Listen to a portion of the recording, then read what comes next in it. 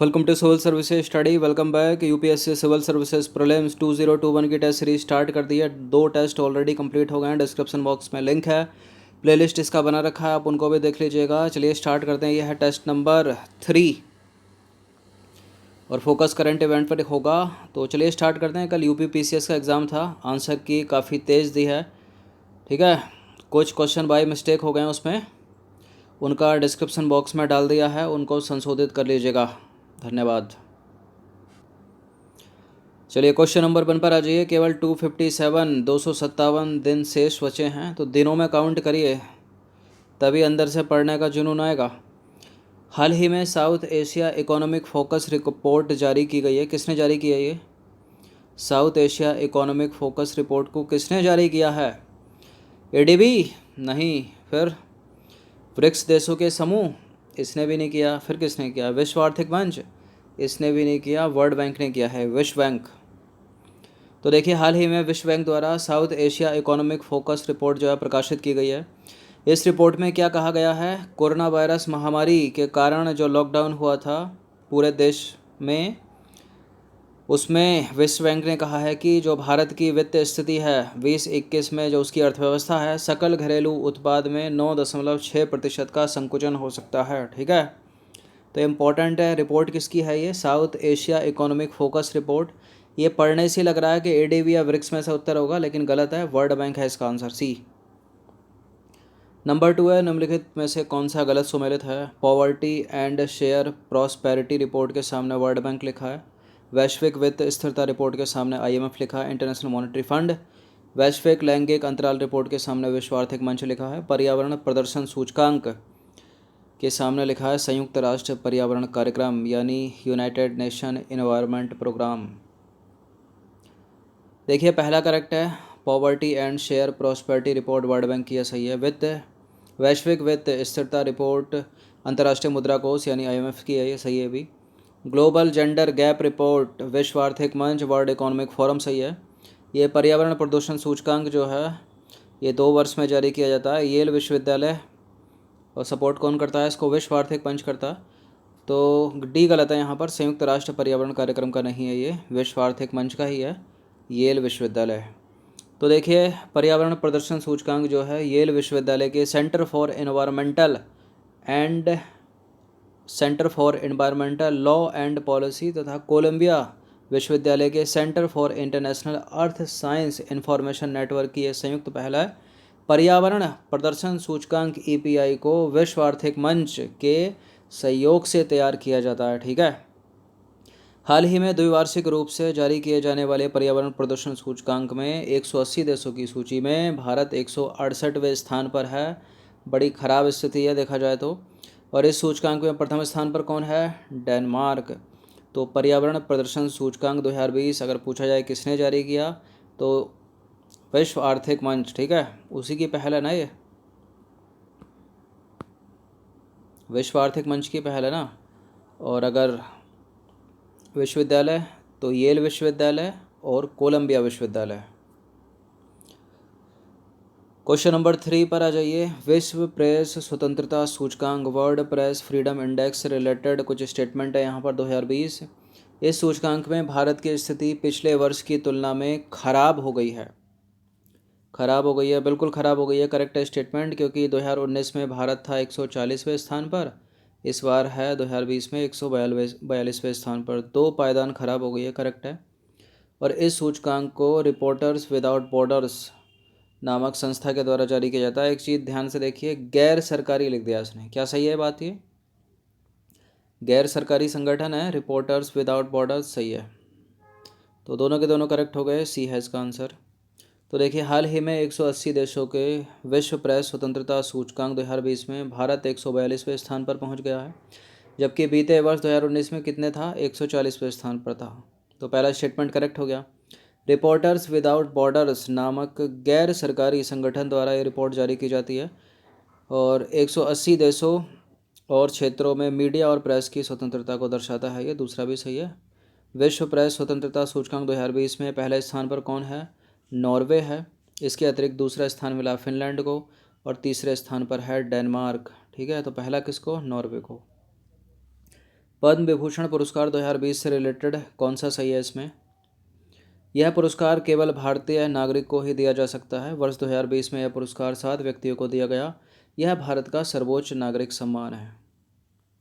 भारत का सर्वोच्च नागरिक सम्मान तो भारत रत्न ना। गलत है स्टेटमेंट। कितने कटेंगे इससे? तीनों कट गए। इसका आंसर हो जाएगा ऑप्शन नंबर बी, केवल 2। यह पुरस्कार केवल भारतीय नागरिक को ही दिया जाता है, ये भी गलत है। तो देखिए 7 लोगों को दिया गया है। ये 7 लोगों को दिए गए 2020 में पद्म विभूषण, और 6 को मिला है पद्म भूषण, और 118 को मिला है पद्मश्री। तो जॉर्ज फर्नांडीज़ को मरणोपरांत मिला जनसेवा के क्षेत्र में, अरुण जेटली जी को मरणोपरांत मिला जनसेवा के क्षेत्र में, अनिरुद्ध जगन्नाथ को जनसेवा के क्षेत्र में, मॉरिशस के हैं, देखिए मिला ना इनको तब भी, इसलिए गलत है स्टेटमेंट। MC मैरी कॉम को मिला खेल से संबंधित मुक्केबाज हैं। पंडित छन्नूलाल मिश्रा को मिला कला के क्षेत्र में। सुषमा स्वराज को मिला मरणोपरांत जनसेवा के लिए, और स्वामी विश्वेश तीर्थ को मिला मरणोपरांत अध्यात्म के लिए। ठीक है, ये दूसरे कॉम्पिटिटिव एग्जाम के लिए इंपॉर्टेंट है 2020 में जितने भी होंगे। मैन बुकर इंटरनेशनल पुरस्कार 2020 से रिलेटेड कुछ स्टेटमेंट है यहाँ पर। यह पुरस्कार साहित्य के क्षेत्र में दिया जाने वाला पुरस्कार है। वर्ष 2020 में यह पुरस्कार द डिस्कम्फर्ट ऑफ इवनिंग के लिए शैली मैकनामारा को दिया गया है। इस पुरस्कार की शुरुआत 2005 से की गई थी। अब UPSC तो एक ही प्रश्न में देखिए 3-3 प्रश्न पूछ लिए। अब कोई दूसरा कॉम्पिटिटिव एग्जाम होता तो एक प्रश्न यहाँ से बना लेता, एक यहाँ से बना लेता, एक किससे क्षेत्र में, तो गणित रख देता, साहित्य रख देता, विज्ञान रख देता, भौतिकी रख देता। तो मैन बुकर इंटरनेशनल प्राइज़ 2020 साहित्य के क्षेत्र में दिया जाता है, या ये पुरस्कार साहित्य के क्षेत्र में दिया जाने वाला पुरस्कार है। करेक्ट है पहला वाला स्टेटमेंट। वर्ष 2020 में यह पुरस्कार द डिस्कम्फर्ट ऑफ इवनिंग के लिए शैली मैकनामारा को दिया गया। गलत है दूसरा स्टेटमेंट। शैली मैकनामारा और यावन फारेल को तो प्रित्जकर मिला है ना, प्रित्जकर पुरस्कार 2020, तो दूसरा वाला गलत है। तो 2 से एलिमिनेट कर दीजिए, सारा कट जाएगा। इस पुरस्कार की शुरुआत 2005 से हुई थी बिल्कुल, तो इसका आंसर क्या हो जाएगा? सी, केवल 1 और 3। तो ये हैं मारिके लुकास, इनको मिला है मैन बुकर इंटरनेशनल प्राइज़ 2020। बहुत कम उम्र के हैं, 29 साल की उम्र में इनको मिल गया। लिटरेचर साहित्य के क्षेत्र में मैन बुकर इंटरनेशनल, इनकी बुक कौन सी है? द डिस्कम्फर्ट ऑफ इवनिंग के लिए मिला है। शैली मैकनामारा और यावन फारेल को प्रित्जकर मिला, याद रखिएगा। नेक्स्ट प्रश्न पर आ जाइए। Poverty and share prosperity report 2020 से रिलेटेड कुछ स्टेटमेंट है यहाँ पर, बताना कि इनमें से कौन सा करेक्ट है। पहला स्टेटमेंट है, यह रिपोर्ट विश्व बैंक के द्वारा जारी की जाती है। रिपोर्ट कहती है कि कोरोना महामारी के प्रभाव से वर्ष 2021 तक तकरीबन 150 मिलियन लोग अत्यंत गरीबी की श्रेणी में आ सकते हैं। Poverty and share prosperity report, world bank. Correct हैं ये दोनों के दोनों स्टेटमेंट, सी है इसका आंसर। तो उल्लेखनीय है कि हाल ही में विश्व बैंक ने poverty and share prosperity report और South Asia economic focus report जारी की है। अभी बताया था ना ये। विश्व बैंक का कहना है कि poverty and share prosperity report आगाह करती है कि महामारी के प्रभाव के कारण वर्ष 2021 तक तकरीबन 150 मिलियन लोग अत्यंत गरीबी की श्रेणी में आ सकते हैं। सही बात भी है ये। राष्ट्रीय फ्लोरोसिस निवारण एवं नियंत्रण कार्यक्रम के संदर्भ में विचार करना है।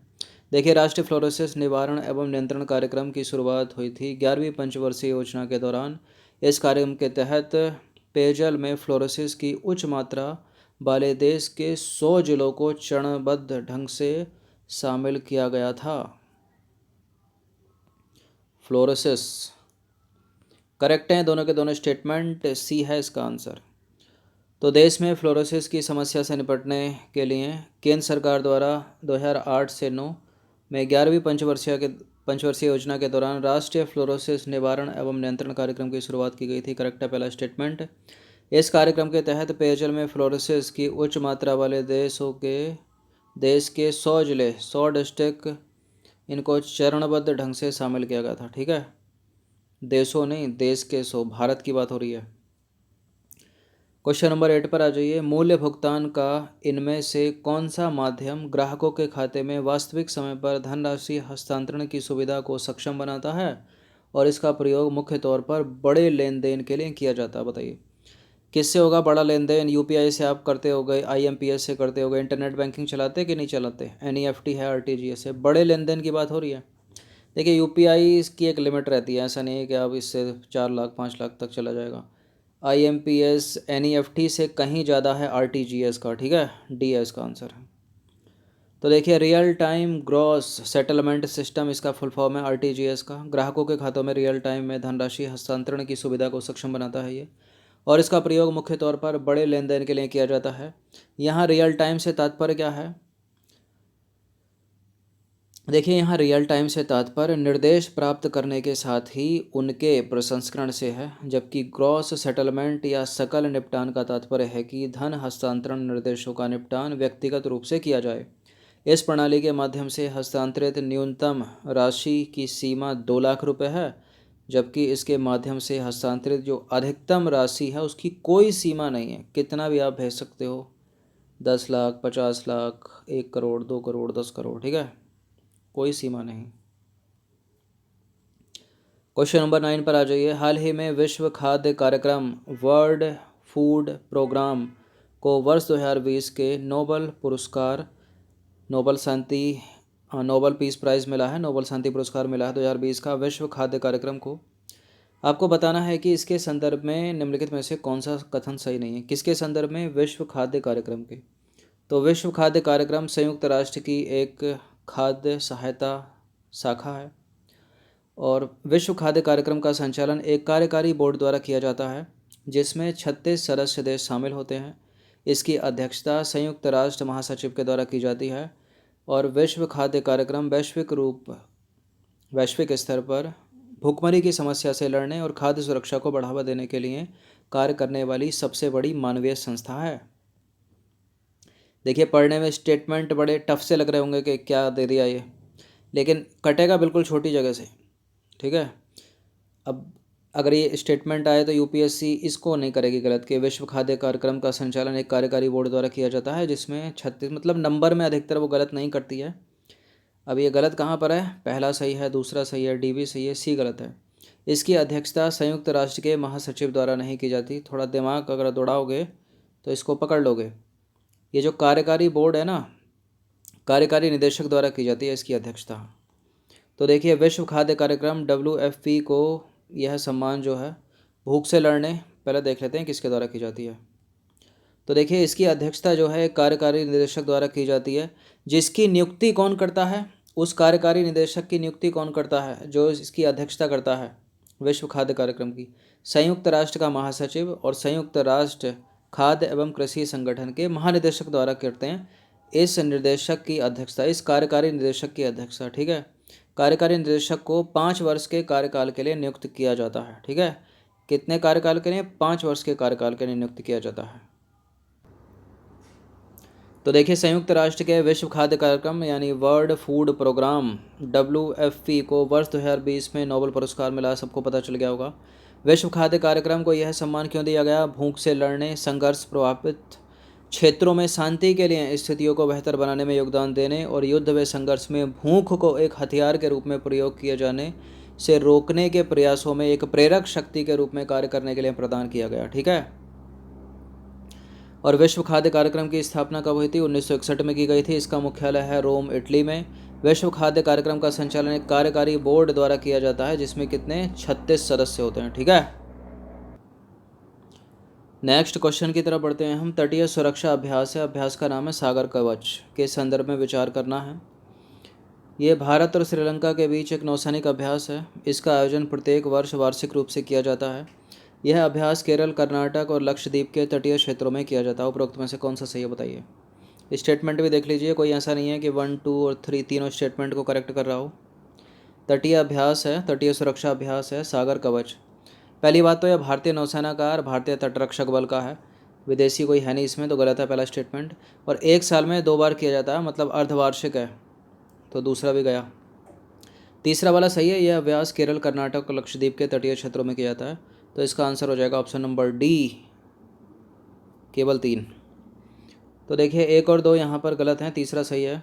सागर कवच तटीय सुरक्षा तंत्र की क्षमता पर रखने और मानक संचालन प्रक्रियाओं का जायजा लेने के उद्देश्य से किया जाने वाला एक भारतीय नौसेना का अर्धवार्षिक अभ्यास है। केरल, कर्नाटक और लक्षद्वीप के तटीय क्षेत्रों में आयोजित किए जाने वाले इस अभ्यास में मौजूदा सुरक्षा स्थिति की पृष्ठभूमि में अहम भूमिका होती है, इसको अहम माना जाता है इसको। और इस बार क्या हुआ है, भारतीय नौसेना और भारतीय तटरक्षक बल के अलावा कोस्टल पुलिस, कोस्टल जिला प्रशासन, कोचीन बंदरगाह, मत्स्य विभाग, सीमा शुल्क, समुद्री प्रवर्तन विंग, केंद्रीय औद्योगिक सुरक्षा बल यानी CISF नेवी, इंटेलिजेंस ब्यूरो यानी IB नेवी और लाइट हाउस विभाग और मछुआरा समुदाय ने भी इस अभ्यास में भाग लिया। किस अभ्यास में? सागर कवच। तो भारतीय नौसेना और भारतीय तटरक्षक बल के बीच है। भारतीय नौसेना का ये कोई इसमें विदेशी नहीं है, कोई विदेश। तो 10 प्रश्न थे इंपॉर्टेंट, अच्छे से इसका रिवीजन करते चलिए, हर दिन प्रैक्टिस करते चलिए, बाद में इकट्ठा हो जाता है काफ़ी मटेरियल, तो थोड़ा थोड़ा पढ़ते चलिए, ठीक है। केवल 257 डेज बचे हैं आज से।